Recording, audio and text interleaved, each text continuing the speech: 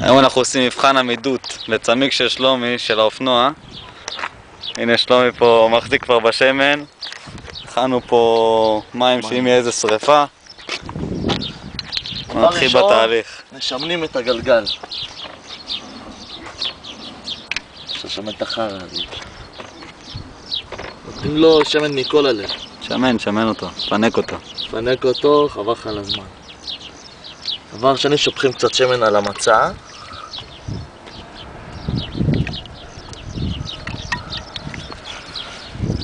זה עוד עכשיו.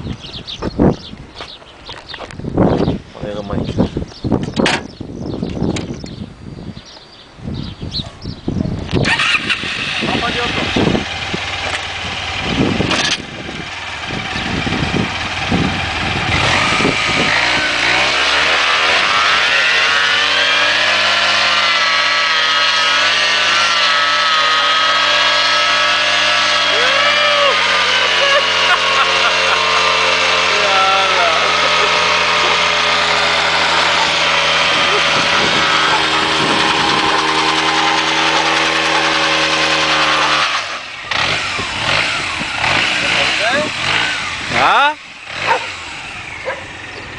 תראה מה נשאר שם.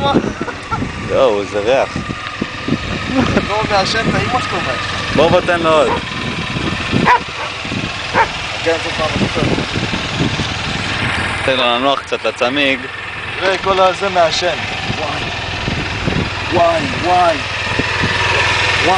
קלוט.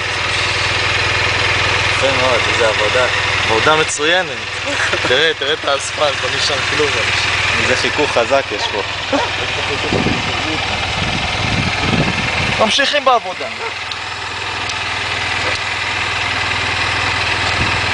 רן, אבל תעשה לי כמה תמונות, רן. אל תראה נשחק גם תמונות. תעשה לי תמונות לפני. אין בעיה. גם את זה. שיראו את הניסוי, מה?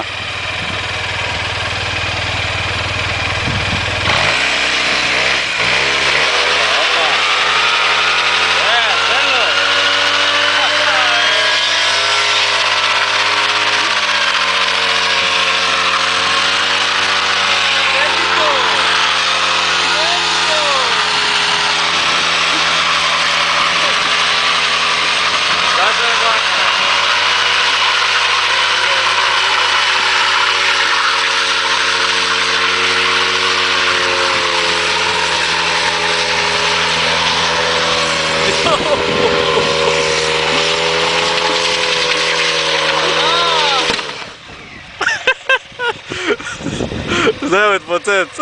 זהו, התפוצץ האמא שלו? עמידות של 3.8. תראה מה זה.